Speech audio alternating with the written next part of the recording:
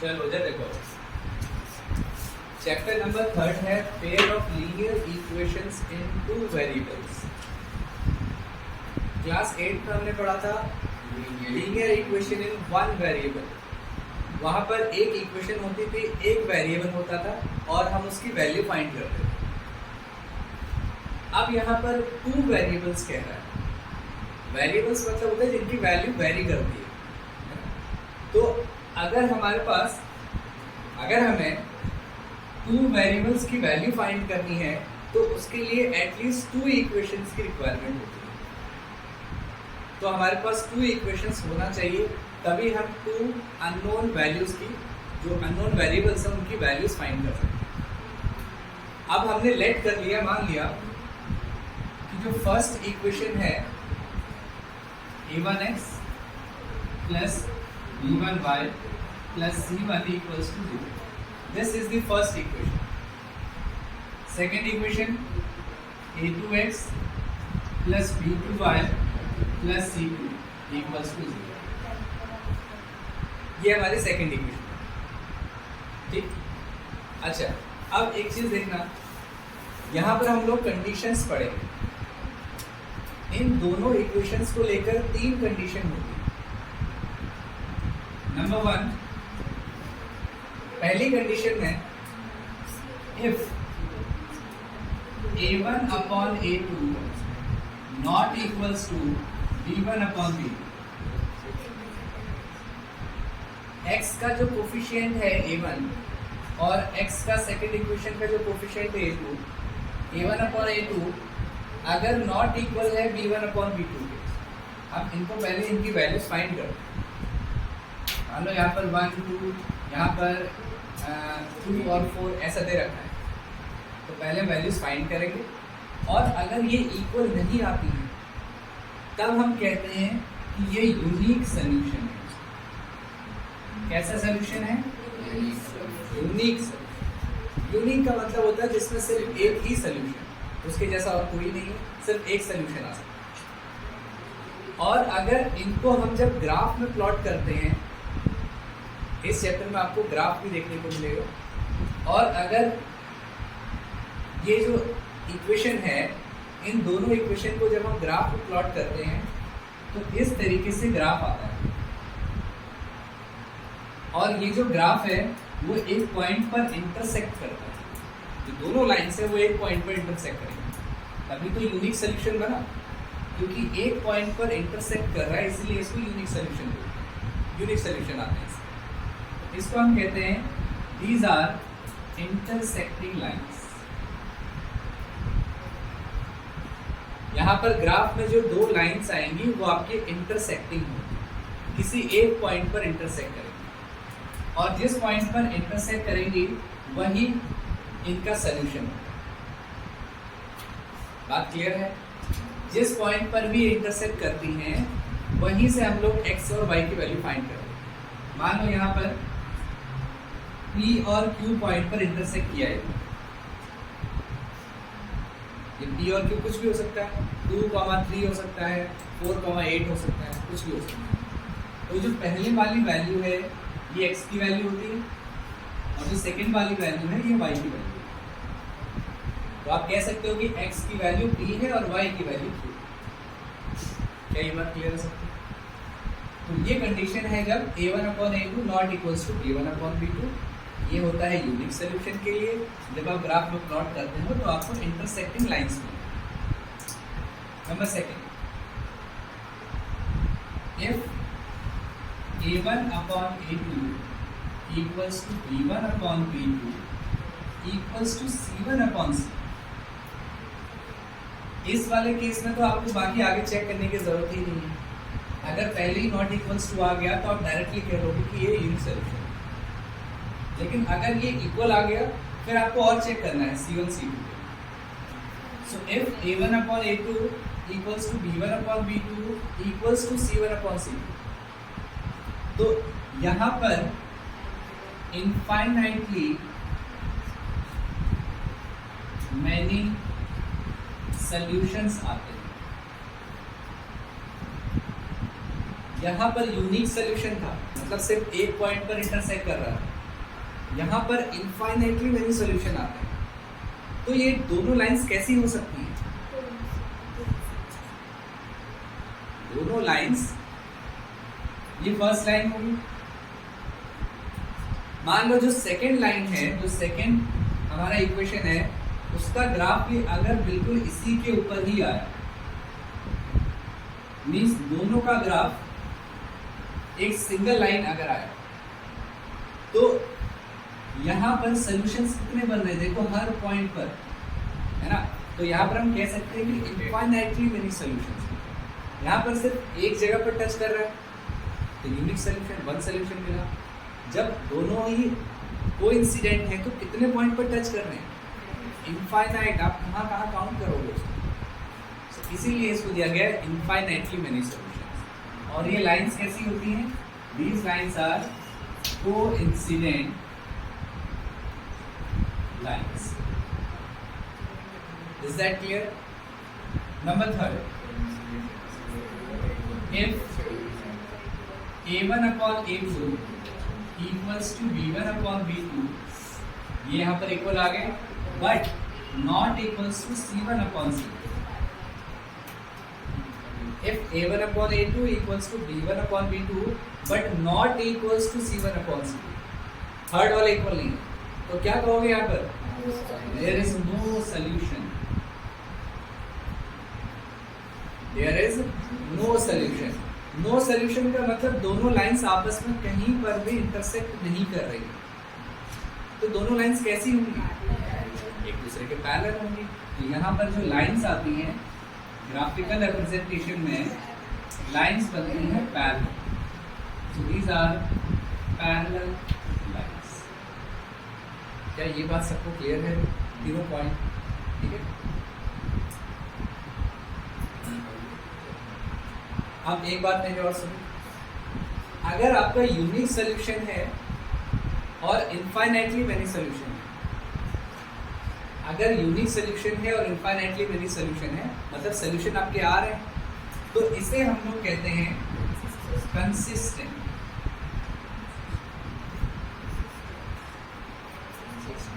और अगर आपके सॉल्यूशन नहीं आ रहे हैं तो ये होता है हमारा जैसे इनकंसिस्टेंट।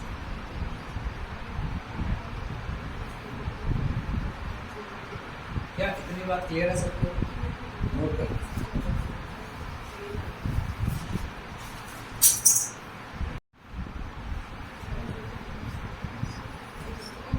देखो ये जो क्वेश्चन है ये हमने ग्राफिकली सॉल्व करना है। 10 students of class 10 took part in mathematics quiz. Total 10 student ने किया है participate.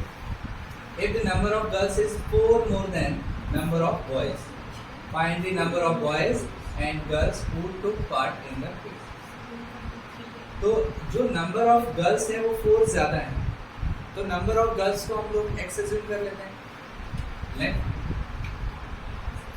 number of girls equals to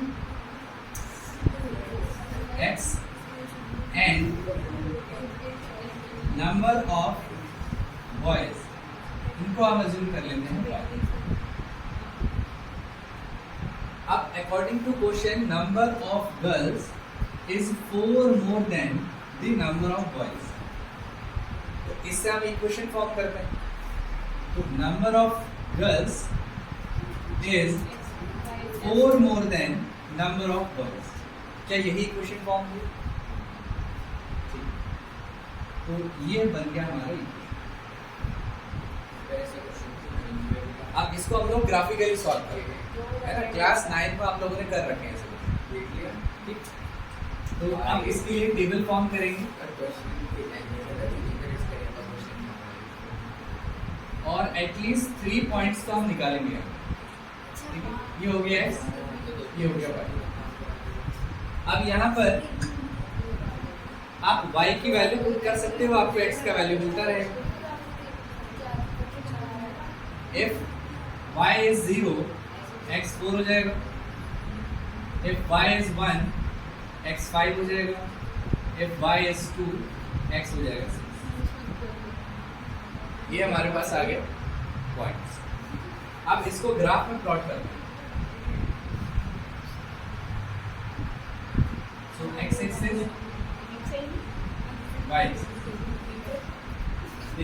ये हमारा होता है origin.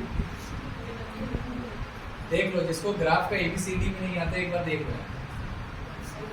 This is X axis, this is Y axis, ठीक है।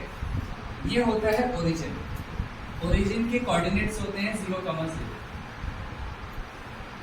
राइट, ओरिजिन के राइट साइड में this is plus x axis and on the left side this is minus x axis. Above the origin, this is plus y axis, and below the origin, this is minus y axis. अब यहाँ पर x और y दोनों ही देखो positive है, तो हमें सिर्फ इसको और इसको प्लॉट करने की जरूरत है।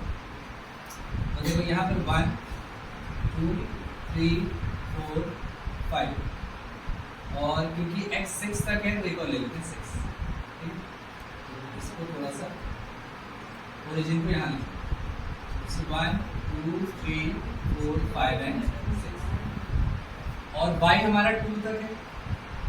1, 2, एक और ले लो।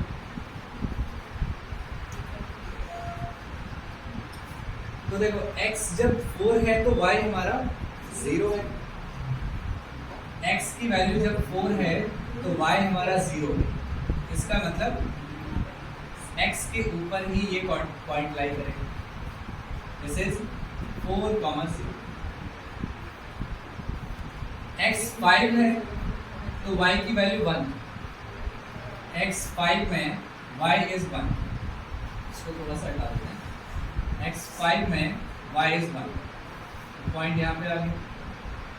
यहाँ पे लिख लेते हैं इसको 4, 0 एंड दिस इज 5, 1। इसके बाद नेक्स्ट है 6, 2।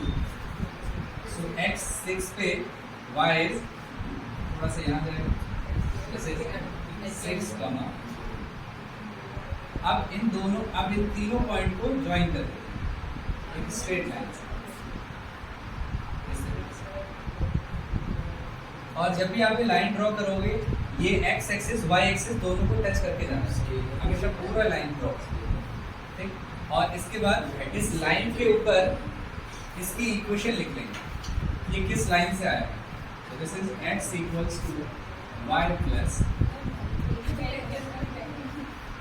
क्या ये बात सबको क्लियर है? ठीक है। तो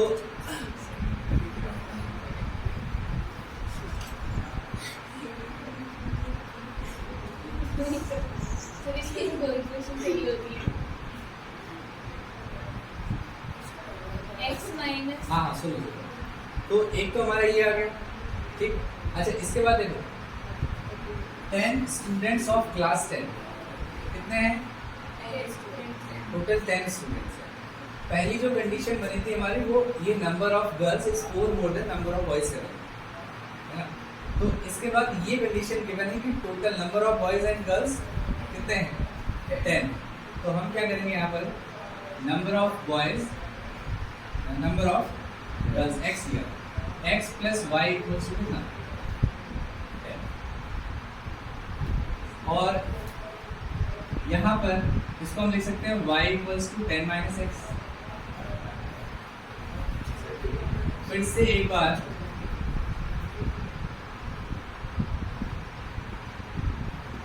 ये हो गया x, x की वैल्यू पुट करते हैं, कितनी पुट करें? 4 पुट कर रहे हैं। x 4 हो गया तो y 6। x की वैल्यू 5 पुट किया तो ये भी आ गया 5। x की वैल्यू 6 पुट की तो y की वैल्यू 4। क्या बस सबको क्लियर है? अब यहाँ पर देखो, अच्छा देखो x 6 तक जा रहा है और y भी 6 तक जा रहा है, तो इसको दो वैल्यूज और ऊपर ले लेते हैं। ये हो गया 5 जैसे x की वैल्यू जब 4 है तो y 6 है। x जब 4 है तो y is 6। यहाँ पर कहीं आना, दिस इज 4, 6। देन 5, 5 x 5 पे y हमारा 5 यहाँ पर आ गया, ठीक है, ये 5,5। इसके बाद 6,4, x जब 6 है तो y हमारा कितना है 4 है, तो कहीं यहाँ पर आ गया, बस नहीं चल रहा। तो इसको अगर हम इस तरीके से ज्वाइन करेंगे, लेकिन पॉइंट ऑफ इंटरसेक्शन थोड़ा गलत नहीं आ रहा है। सर ये कॉमत भी आएगा ग्राफ में से हो जाएगा। हाँ इसमें समझ नहीं आएगा ग्राफ में से हो जाएगा। समझ सर ये तो अलग-अलग ग्राफ अच्छा, यहाँ पर 7 कॉमा, 7,3 आंसर आएगा ग्राफ में हो ठीक है ठीक है। तो देखो इसमें एग्जैक्ट पता नहीं चल रहा है ना, अगर आप लोग उसको ग्राफ में प्लॉट करोगे ना तो आपको एग्जैक्ट ही पॉइंट मिल जाएगा, ठीक है। तो जो पॉइंट मिल रहा है वो कितना मिल रहा है 7,3, ठीक है। जो ग्राफ का हमारा पॉइंट यहाँ पर जो इंटरसेक्टिंग पॉइंट मिल रहा है वो है 7,3, ठीक है। तो नंबर ऑफ गर्ल्स कितनी हो गई, ये जो फर्स्ट वाली वैल्यू होती है x की और ये होती है y की, तो नंबर ऑफ गर्ल्स हमारे पास आ गई हैं 7 और नंबर ऑफ बॉयज यहाँ पे लिख लेंगे therefore number of girls equals to 7 and number of boys equals to, क्योंकि देखो टोटल कितने थे 10, 7 पर प्लस 3 10, और सेकंड कंडीशन में गर्ल्स 4 ज़्यादा है, तो यहाँ पर देख लो गर्ल्स 4 ज़्यादा है। क्लियर है सबको, नोट हाँ।